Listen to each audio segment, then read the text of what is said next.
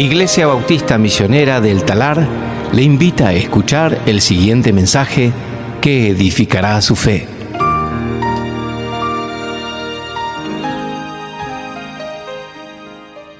Muchas gracias. En otras palabras, si querés a alguien más viejo, hoy es el día. Sí, pero mejor dicho como él lo dijo. Les invito a abrir sus Biblias a Mateo capítulo 9, versículo 35. Recién volví de Estados Unidos y, como saben, estoy medio jubilado y pasé tiempo allí. Y sabe que en 10 semanas en Estados Unidos di un devocional que me permitieron 20 minutos allí. Ya si no terminas a tiempo ellos se van. Y entonces he pasado 10 semanas sin predicar. La primera vez en casi 50 años que ha pasado algo así. Así que... Y también hablando inglés. Así que, bueno, quién sabe lo que va a pasar. También tengo nuevos anteojos que me di cuenta que me hicieron nuevos anteojos y veo mejor de lejos. Pero ya no veo nada de cerca. Que va a ser un problema que voy a estar aprendiendo porque los que tuve antes podía leer todavía y ahora ya no. Otro indicio de mi experiencia, ¿no? Así que vamos a ver. Bueno, es lindo ver gente nueva. Gente que yo no conozco, el Señor está bendiciendo a ustedes como iglesia. Eso es siempre una bendición. Gracias a Dios por lo que Él hace, edificando su iglesia. Amén. Así que es lindo ver a ustedes que conozco y lindo ver a algunos que no conozco. Esperamos que este tiempo sea de bendición para nosotros. Ahora, vamos a estar hoy en Mateo capítulo 9, comenzando en versículo 35 entonces. Ahora, según las estadísticas que se puede leer en cuanto al mundo, la población, la religión y la obra misionera, nosotros vivimos en un país cristiano. Es cristiano entre comillas, ¿no? Vivimos un país religioso, entre comillas también. Supuestamente, según las estadísticas, somos un país que sus leyes y su moralidad en alguna manera están basados en la religión cristiana y en las cosas de la Biblia. Esas son lo que dicen las estadísticas. Eso es lo que dicen los libros de lo que debemos ser. Pero creo que vos y yo sabemos que en realidad no es así. La evidencia es clara. Ya el mundo va cambiando. No hay temor de Dios. Vemos alrededor nuestro inmoralidad y aún tenemos que decir que la perversión domina. Lo que antes fue conocido como bueno, ahora es llamado malo, y lo que fue conocido como malo, ahora es considerado bueno. Ni respetamos la creación de Dios. Ya vivimos en un mundo occidental donde nadie sabe qué es un hombre, qué es una mujer, orientación sexual que el Señor nos ha dado, y hay perversiones de todas clases, y nosotros vivimos en el medio de ese mundo. Nosotros reconocemos que vivimos en un mundo realmente, vamos a usar la palabra correcta, hoy en día vivimos en un mundo pagano. Vivimos en un mundo en tinieblas. Vivimos en un mundo, como Pablo dijo en Efesios, sin Dios y sin esperanza en este mundo. El mensaje de Cristo alrededor nuestro es prácticamente desconocido. El mensajero, los mensajeros que somos nosotros, estamos cada vez más rechazados. Aún en el mundo occidental ha comenzado persecución contra los que realmente son fieles a la palabra de Dios. Quizás vos como yo te has preguntado, ¿qué puedo hacer yo en medio de un mundo así? No es que no sabemos lo que podemos hacer, pero parece que estamos como una playa tratando de frenar las olas del mar, que vienen y vienen y vienen y vienen, y nosotros tratando de marcar una diferencia en este mundo. Y puede ser que miramos alrededor y al final decimos, ¿qué puedo hacer yo, una sola persona? Todas las cosas que pasan en la cultura, el pecado que veo alrededor, me supera. Bueno, hoy Jesús, en el pasaje que vamos a examinar, nos va a mostrar cómo responder a una cultura perdida. Cómo responder a una cultura perdida. Y vamos a leer Mateo 9, comenzando en versículo 35. Dice así, Mateo 9, 35. Jesús recorría todas las ciudades y aldeas, enseñando en las sinagogas de ellos, proclamando el evangelio del reino y sanando toda enfermedad y toda dolencia. Y viendo las multitudes, tuvo compasión de ellas porque estaban angustiadas y abatidas como ovejas que no tienen pastor. Entonces dijo a sus discípulos: la cosecha es mucha, pero los obreros pocos. Por tanto, piden al Señor de la cosecha que envíe obreros a su cosecha. Vamos a ver hoy en estos 4 versículos 4 reacciones poderosas al mundo perdido en el cual vivimos. 4 reacciones poderosas, reacciones que vos debes tener al mundo perdido en el cual vivís. En primer lugar, la primera reacción que vos debes tener en cuanto a este mundo se encuentra en el versículo 35 y es andar en el mundo con propósito. Andar en el mundo con propósito. Mire lo que dice: Jesús recorría todas las ciudades y aldeas, enseñando en la sinagoga de ellos, proclamando el evangelio del reino y sanando toda enfermedad y toda dolencia.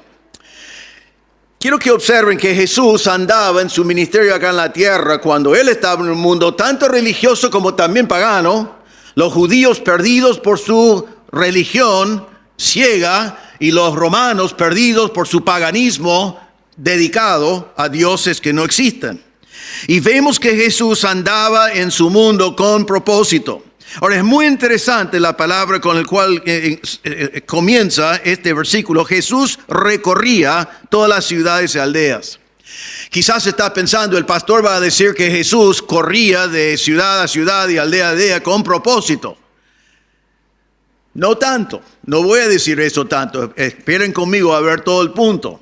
Porque la palabra recorría es una palabra que realmente indica todo el contrario.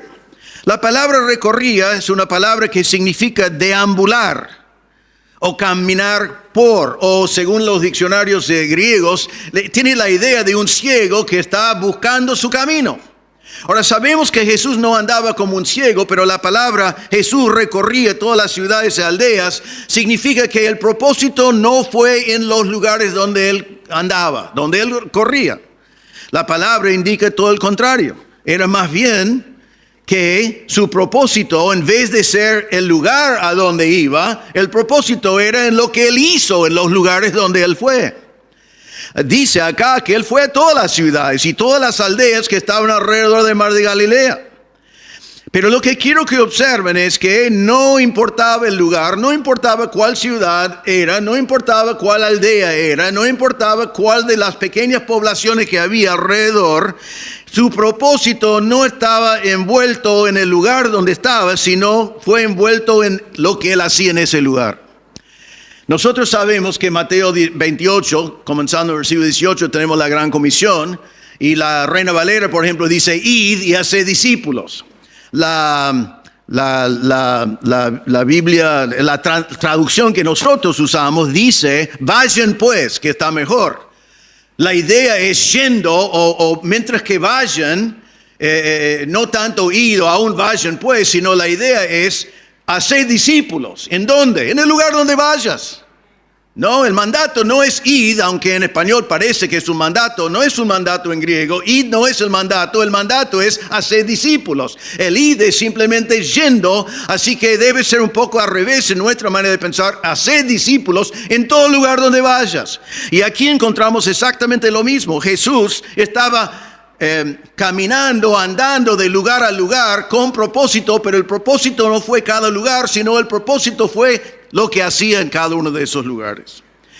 Entonces, ¿qué fue su propósito? Se ve acá en versículo 35 en sus actividades. Jesús recorría, deambulaba, andaba por todas las ciudades y aldeas, pero ¿para qué? Para hacer lo siguiente: enseñando en la sinagoga de ellos, proclamando el evangelio del reino y sanando toda enfermedad y toda dolencia. ¿Qué eran sus actividades? Enseñaba la palabra de Dios, proclamaba el evangelio, sanaba a la gente de esos lugares. Eso fue su propósito, eso fue lo que Él hacía. Y no importa a dónde iba, es lo que Él siempre hacía.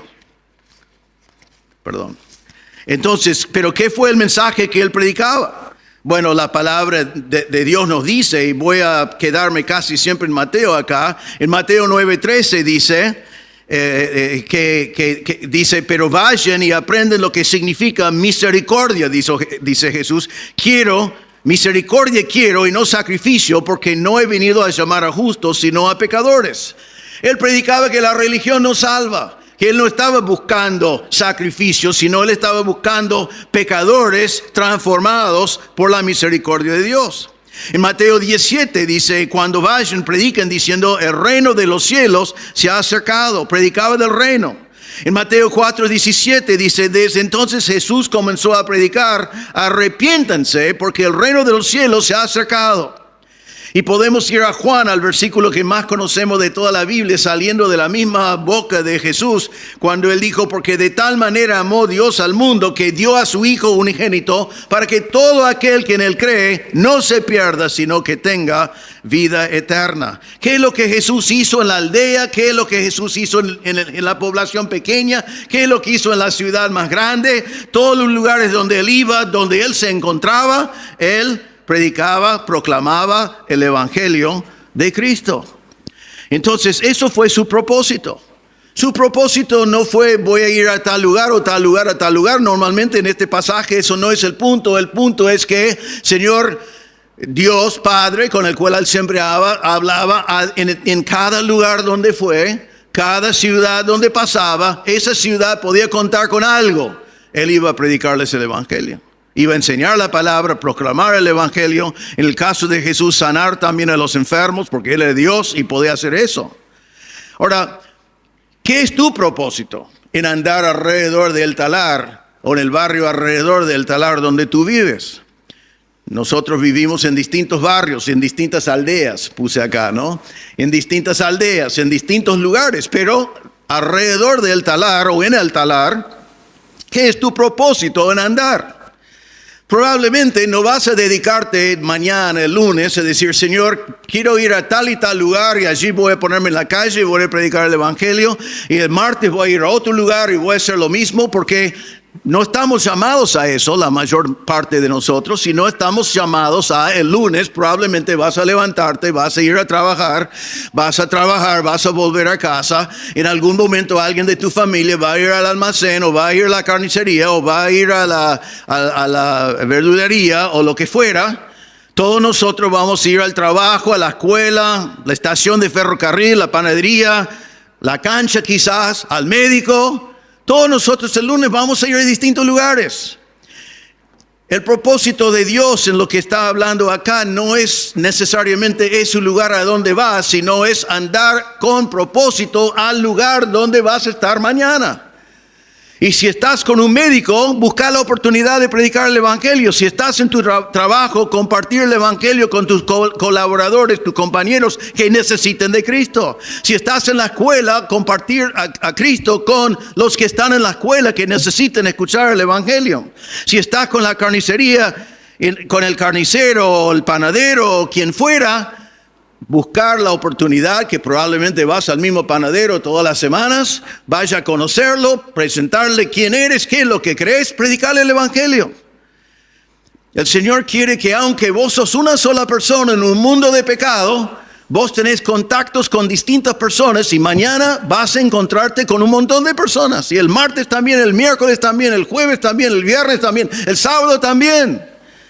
Entonces la primera reacción a este mundo en el cual vivimos es andar con propósito. ¿Qué es tu propósito? Es predicar el evangelio a toda criatura.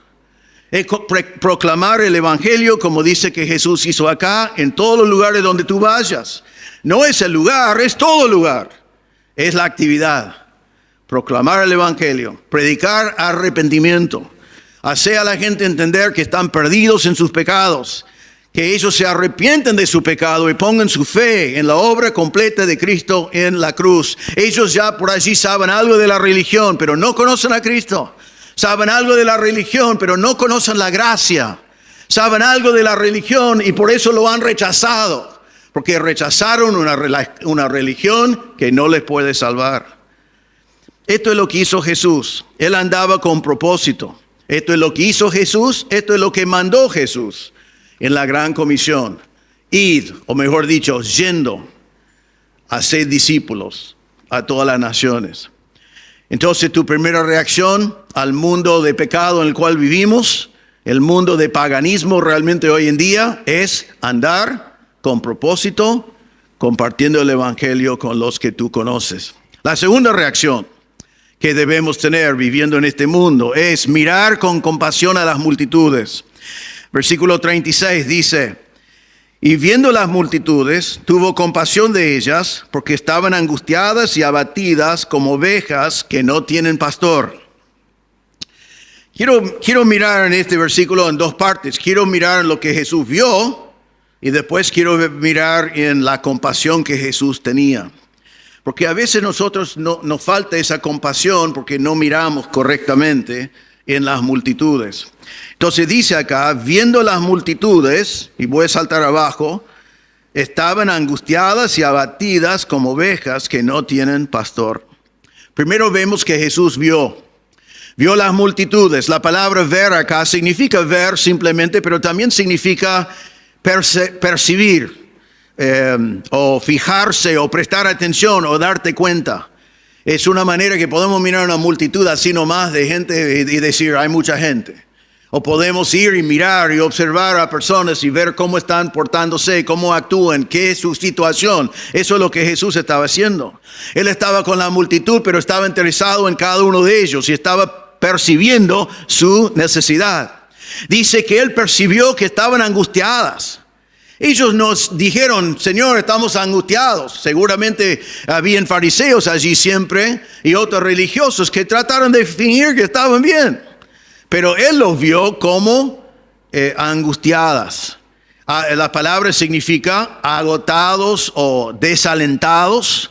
Realmente significa que estaban en una situación lamentable. Estaban afligidos.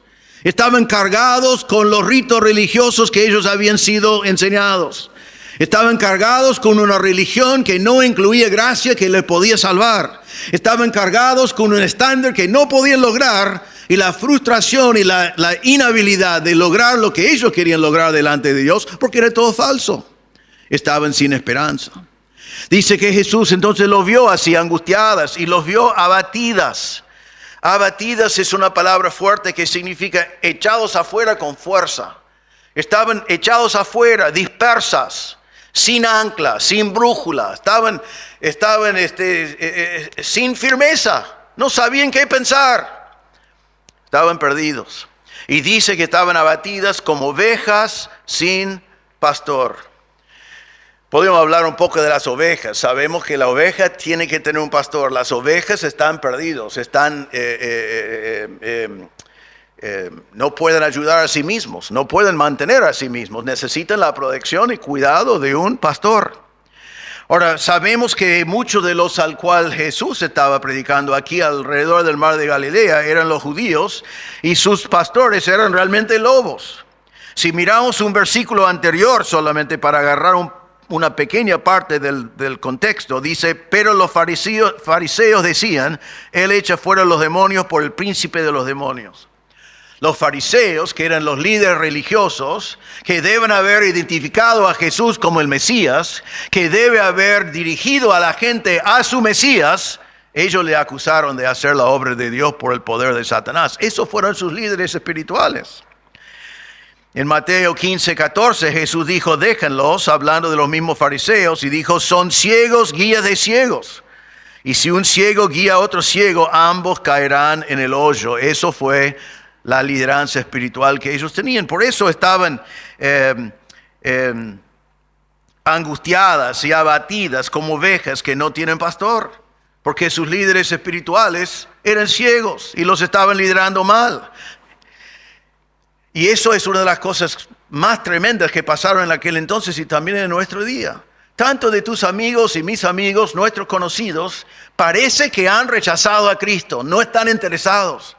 Pero saben que la realidad es que en la mayor parte de los casos no han rechazado a Cristo, no han entendido quién es Cristo, no han sido predicado el evangelio de Cristo, simplemente han sido enseñados la religión del cristianismo. Una religión falsa, con ritos, requisitos, sin gracia, sin esperanza de poder llegar al cielo, porque en su propia fuerza religiosa no van a poder llegar. Entonces muchos de nuestros contactos y conocidos están desilusionados con el cristianismo porque su cristianismo no reconoce el Cristo de gracia que murió en nuestro lugar, hizo una obra completa y les ofrece la salvación eterna. Fueron como ovejas indefensas. Nosotros también sabemos todo alrededor nuestro que tenemos personas, nosotros los pastores estamos conscientes de eso, porque hoy en día en la cultura que alguien dice, ¿vos qué haces? Soy un pastor. Cuando yo digo que soy un pastor en Argentina, siempre un inconverso hace algo así. Hace así. ¿No? Guarda la billetera y haz tu paso atrás. ¿Por qué? ¿Por qué hace eso? Porque hay muchos líderes espirituales en el mundo de hoy que son famosos y son carnales y enseñan y predican cosas simplemente para enriquecerse a sí mismos, pero no para el Señor. Y vos podés decir, pero ¿quiénes son ustedes los bautistas en las iglesias bautistas misioneras que creen que tienen la verdad y ellos no? Sí, no somos orgullosos en decir eso. ¿Sabe por qué? Porque ellos enseñan cosas que ellos inventaron y nosotros enseñamos una cosa que sabemos que es la verdad, que es la palabra de Dios. No es que nosotros somos superiores a ellos, sino es porque el mensaje es superior, porque es la verdad de la palabra de Dios. Entonces, Jesús miraba en esta gente y vio que estaban angustiadas y estaban abatidas y estaban como ovejas sin pastor, porque estaban así, porque sus líderes espirituales les habían engañado. Pero Jesús con eso no dijo, estos nunca van a responder a mí porque mire que ya rechazaron el mensaje. No rechazaron el mensaje, no habían escuchado el mensaje. Y vos y yo tenemos que luchar contra esa sensación. Allí afuera, cuando hay un rechazo al cristianismo, es porque la gente que rechaza el cristianismo no tiene idea de lo que es. Y nosotros no tenemos que hablar del cristianismo. Y nuestro énfasis principal no debe ser venir a mi iglesia, sino nuestro énfasis simplemente es predicar el evangelio de gracia del Señor Jesucristo, que le puede librar de las cadenas de la religión y del pecado para que realmente sean salvos. El Señor miraba en eso, miraba en la gente perdido como ovejas sin pastor. ¿Y cómo era su reacción? Versículo 36 todavía dice, viendo las multitudes, viendo cómo estaba, dice, tuvo compasión de ellas. Tuvo compasión de ellas. Algunos de ellas, estas personas, eran orgullosos, estaban diciendo, ya necesito de esto. Algunos estaban aprovechando, buscando milagros y buscando pan. Algunos estaban haciendo un montón de cosas que uno podía decir, pero ellos no merecen compasión, mirá que son duros y feos y qué sé yo. Pero el Señor se dio cuenta que estaban perdidos.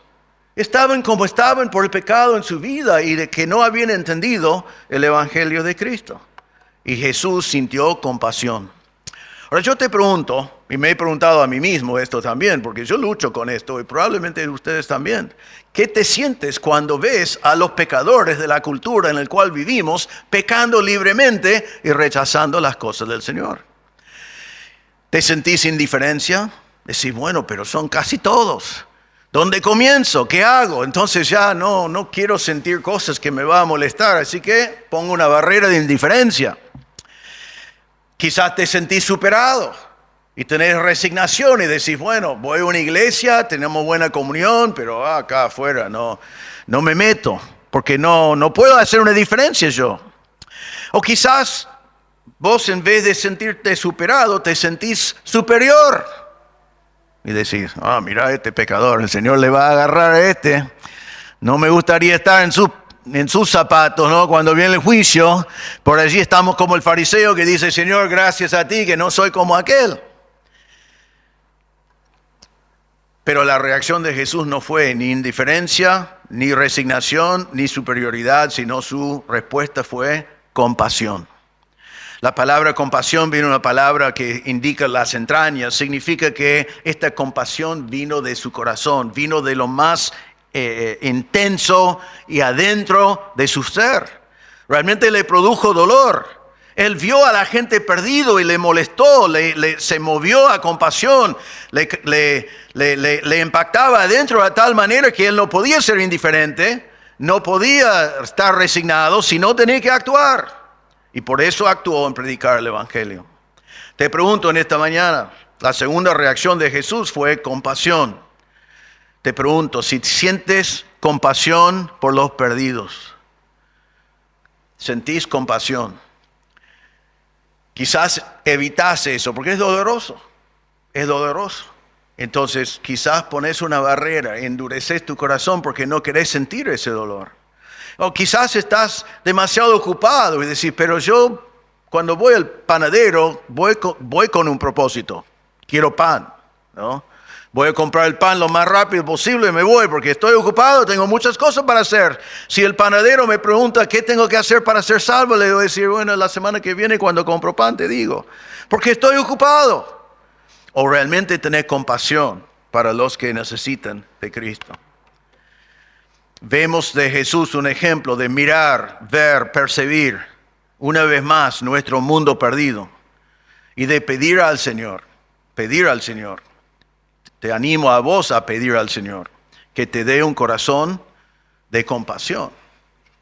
Un corazón de compasión para las angustiadas y abatidas almas perdidas alrededor de ti. Hay personas alrededor de cada uno de nosotros. Así que, primera reacción, andar con propósito. Segunda reacción, tener compasión por los que no conocen a Cristo. Tercera reacción, versículo 37. Dice, entonces dijo a sus discípulos, la cosecha es mucha, pero los obreros pocos. La tercera reacción que debemos tener en este mundo de pecado en el cual vivimos es reconocer la urgencia de la cosecha. Siempre es interesante que Jesús hace referencia de vez en cuando a la cosecha. Y el Señor aquí indica dos verdades que realmente es trágico. La primera verdad es, la cosecha es mucha. Ahora, antes de seguir, te pregunto, ¿vos te das cuenta que la cosecha es mucha? El Señor está diciendo a sus discípulos, mira, hay muchas personas que están allí, que pueden conocer a Cristo como Salvador, están listos para cosechar. La cosecha es mucha. A veces nosotros nos cuesta entender eso o creer eso, pero después viene la otra parte que es muy feo acá, la cosecha es mucha, pero los obreros pocos.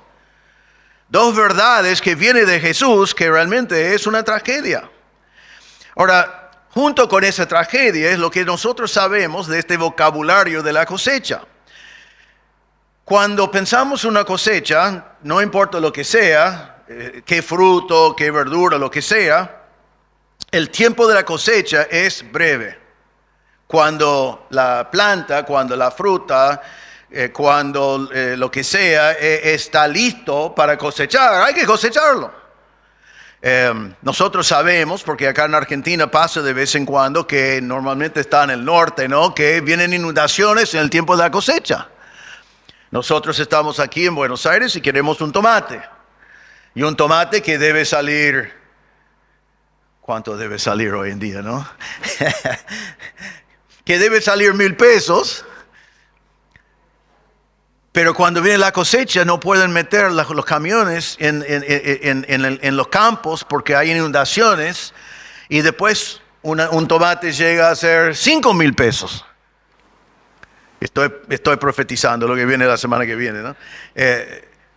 Y a la vez, ¿dónde están los tomates? Están allí en el campo, pudriéndose.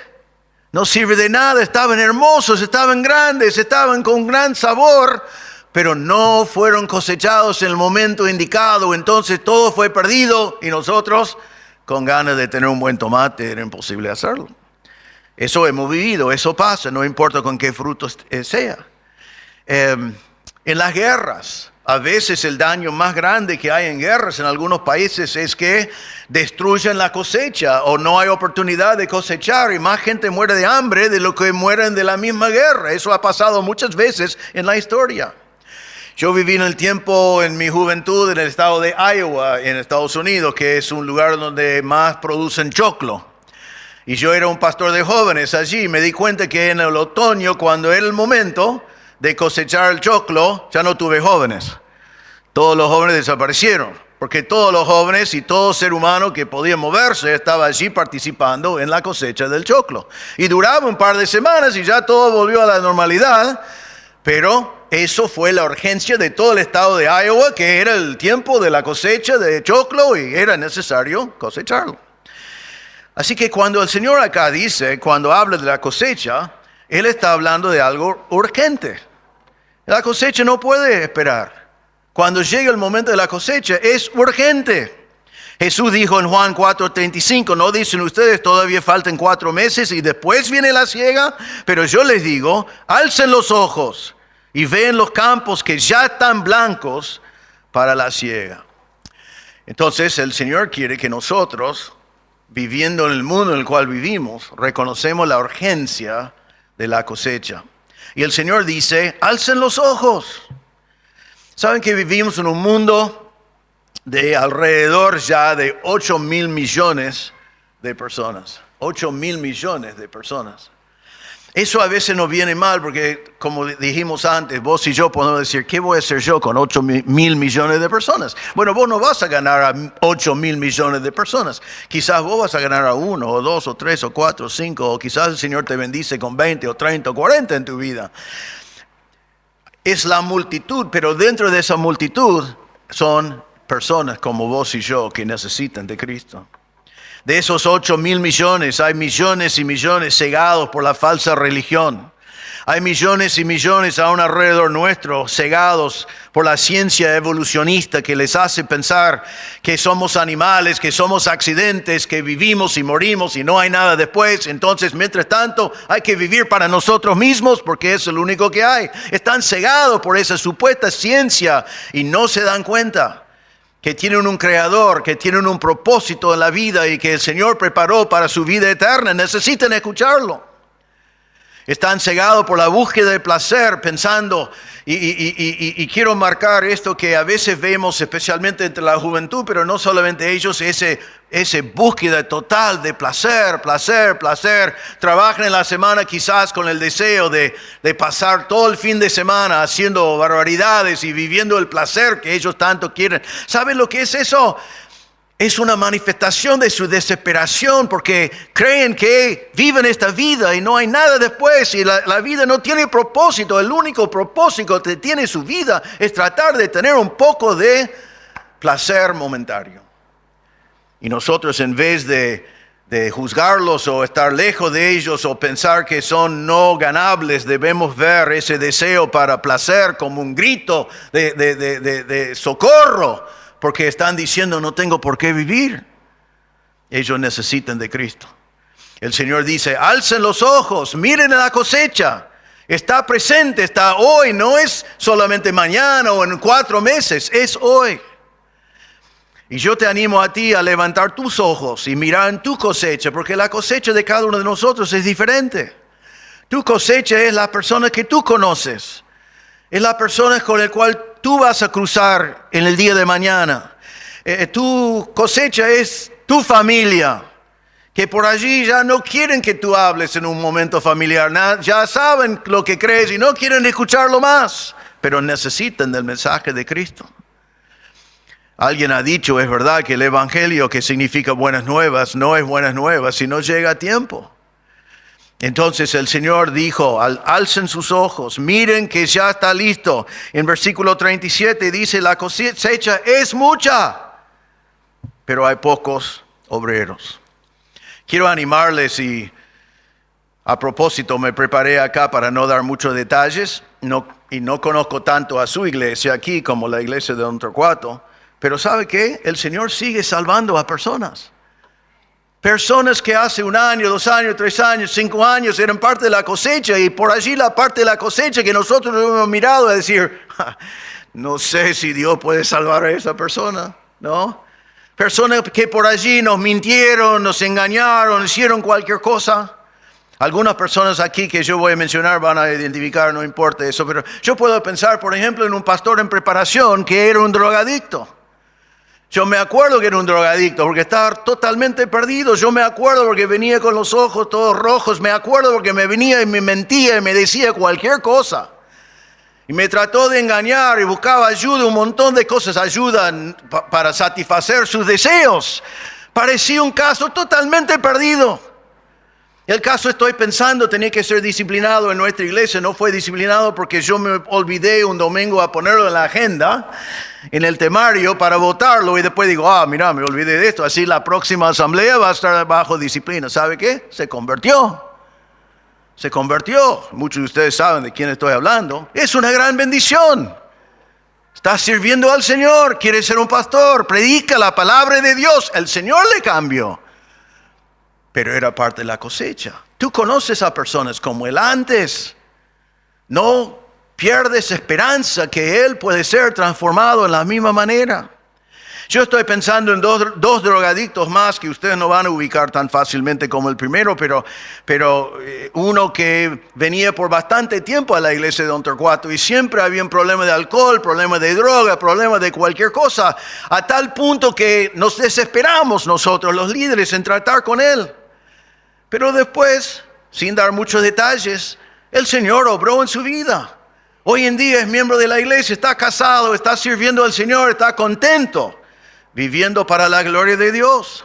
Estoy pensando en otro que yo no lo conocí como drogadicto, pero él ha dado su testimonio, que ya es grande, pero nos ha dado testimonio de cómo él era antes un inútil, que estaba haciendo cualquier cosa con su vida, y hoy es una bendición tenerlo en la iglesia porque está sirviendo al Señor. ¿Por qué? Porque el Señor le transformó.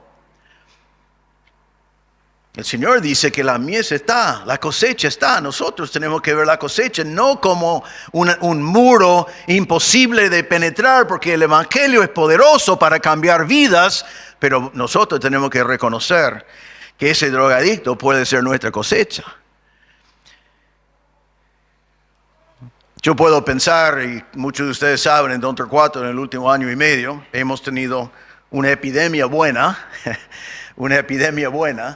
un movimiento bueno de jóvenes que estaban en la iglesia como niños, mayormente no se convirtieron, pero estaban en la iglesia como niños, como adolescentes, después fueron al mundo, hicieron cualquier cosa y ahora están de vuelta, arrepentidos.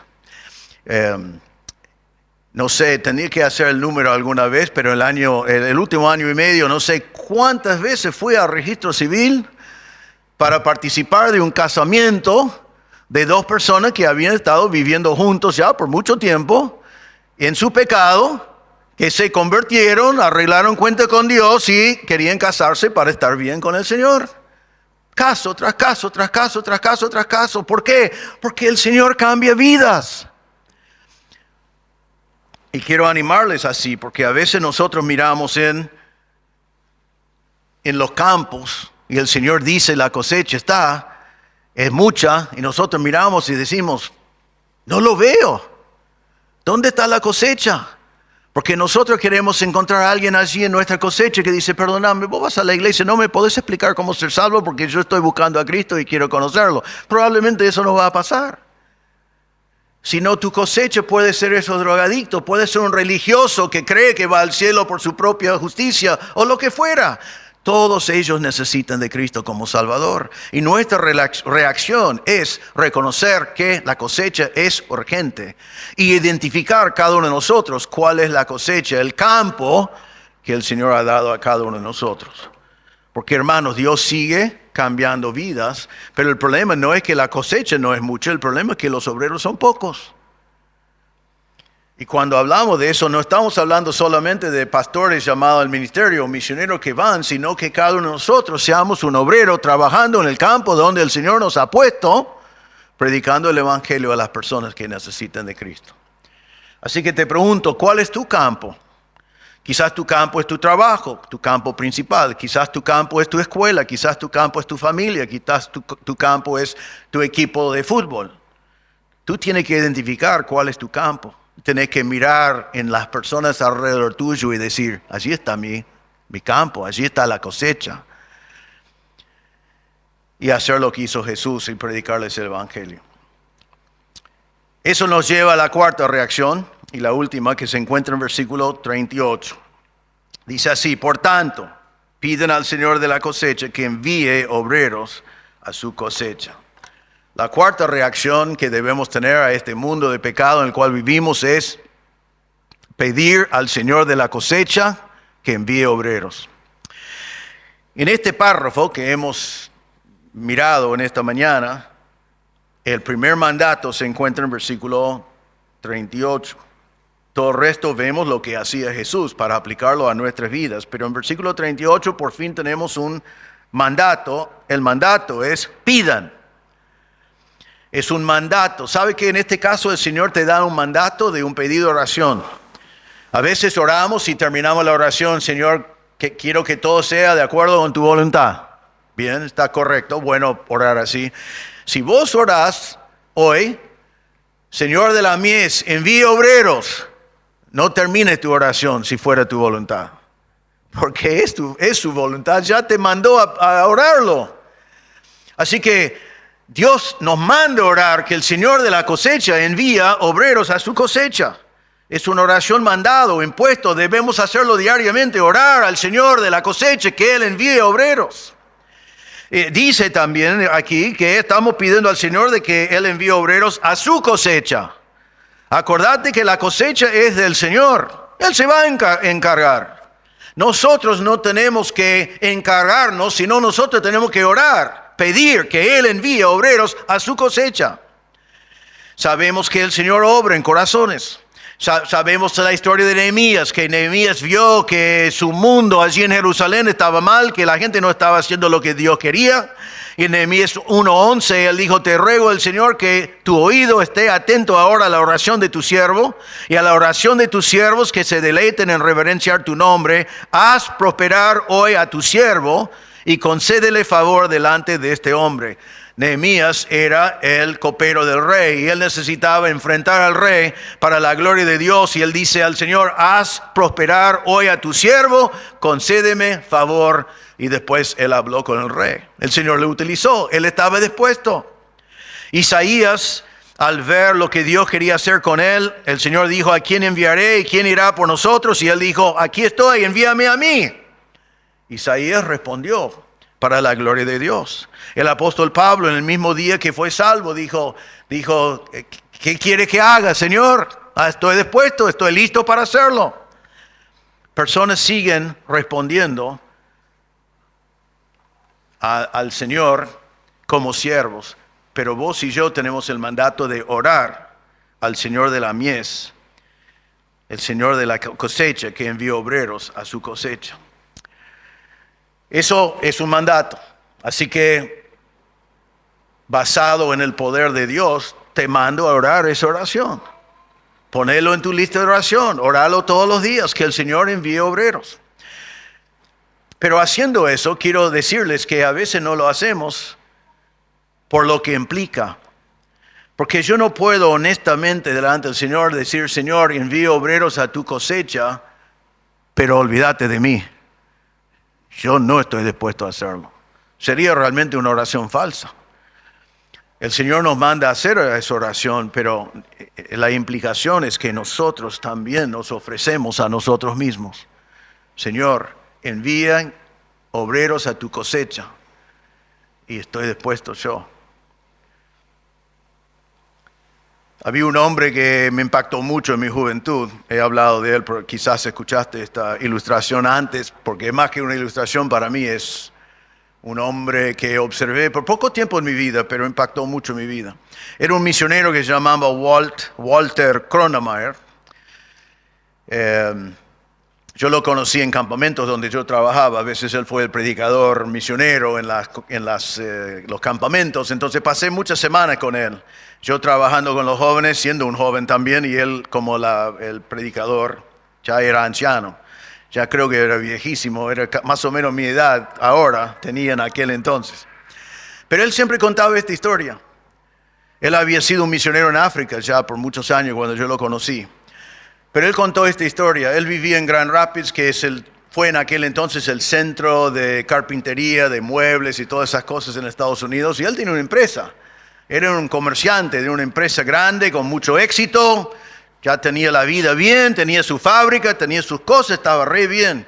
Pero él estaba orando al Señor de la mies que enviara obreros. Él tiene una carga en su corazón, especialmente para la obra misionera.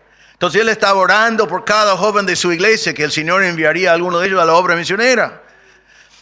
Pero nadie respondía. Al final me dijo que él fue a hablar con los jóvenes y dijo, no es que el Señor puede estar llamándote al ministerio, y hablaba con los jóvenes, no, nada. Después él una vez dijo públicamente, si hay alguien aquí de la iglesia que el Señor le llamara al ministerio en la obra misionera, yo lo financio, yo te doy el sostén por el resto de su vida misionera. Qué bueno, ¿no? Qué sacrificio, qué grande, nada. Y él oraba y ofrecía así un montón de cosas. Y por él ya era grande, él ya tenía 40 y pico de años. O sea, no era un joven para salir a la obra misionera. Pero él siguió orando esta oración y al final le dijo, parece que el Señor quiere que sea yo. Entonces dejó su comercio, dejó su negocio, dejó todas sus cosas de éxito y fue a África y sirvió al Señor en algunas aldeas en África por 3 décadas más o menos, sirviendo al Señor en esa forma. Y después volvió a Estados Unidos a enseñar a los jóvenes exactamente lo que yo estoy compartiendo en este momento, ¿no? Cómo el Señor le llamó al ministerio y cómo él podía servir al Señor en esa forma. Hermanos, una de nuestras reacciones al mundo en el cual vivimos tiene que ser rogar al Señor de la cosecha que Él envíe obreros.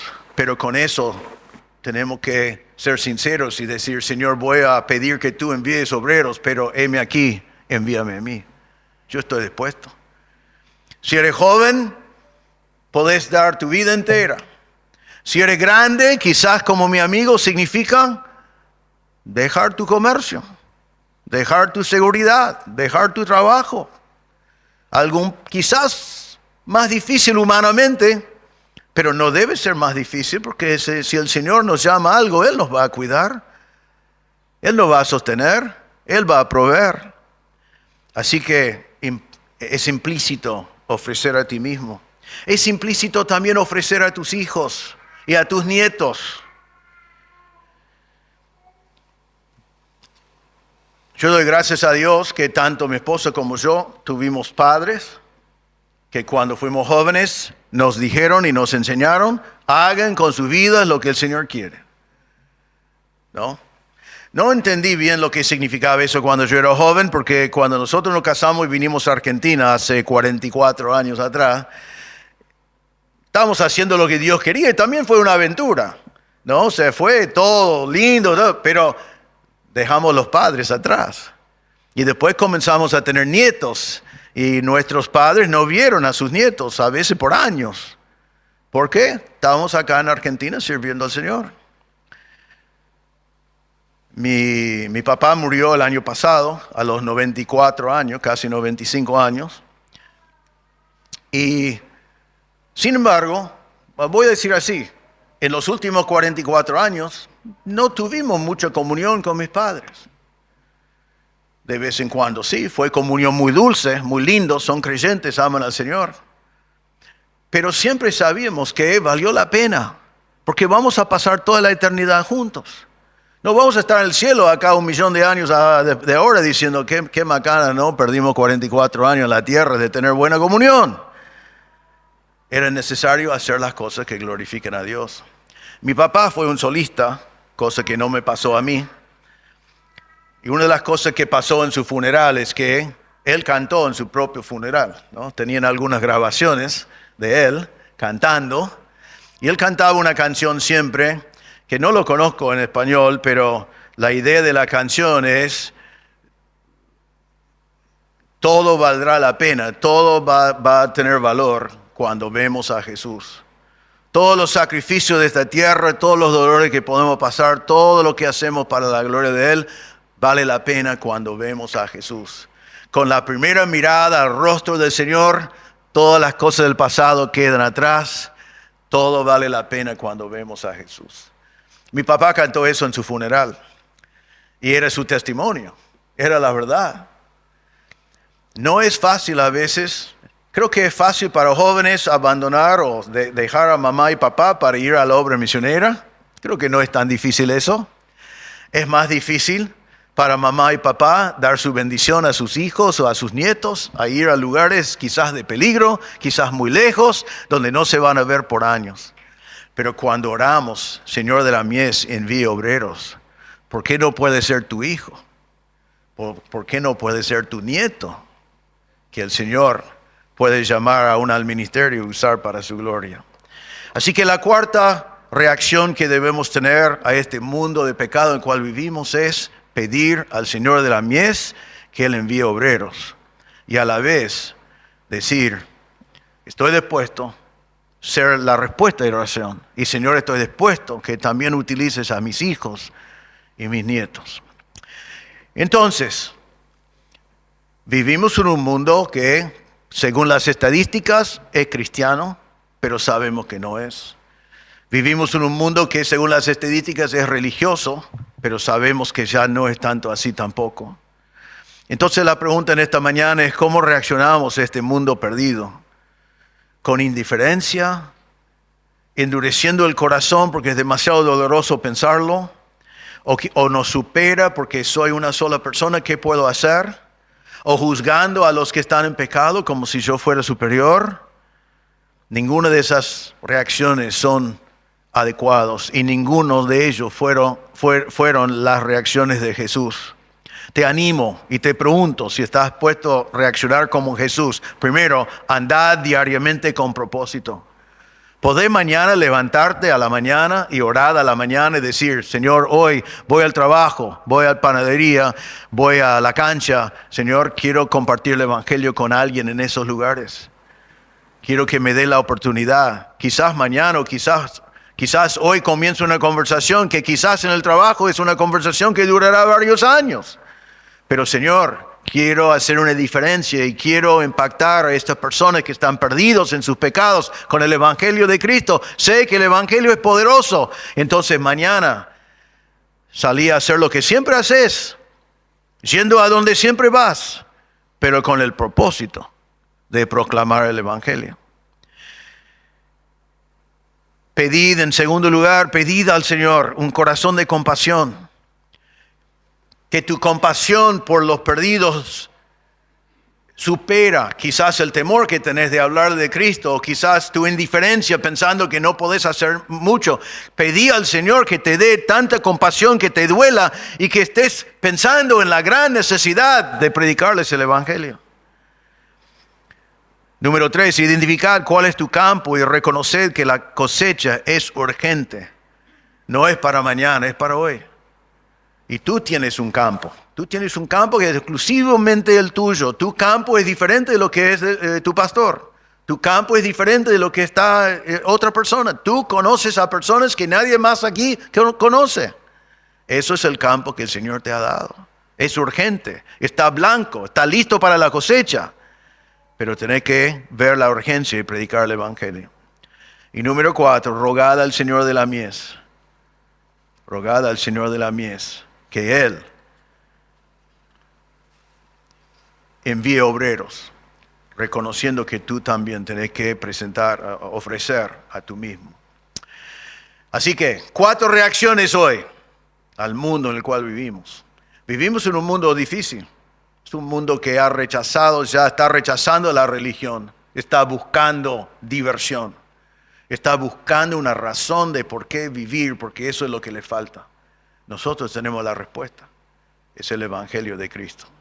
Quiero terminar preguntando, quizás hay alguien presente hoy que realmente es una de las ovejas sin pastor. Quizás ya rechazaste la religión porque probaste la religión y no satisfizo sus necesidades, no te ayudó realmente. Quizás has ido a algunos lugares y simplemente manipularon tus emociones buscando su propio bien, pero no tu bien. Quizás estás aquí hoy porque te das cuenta de grandes necesidades en tu vida. La respuesta inicial a todo lo que puedes estar viviendo es el evangelio de Cristo.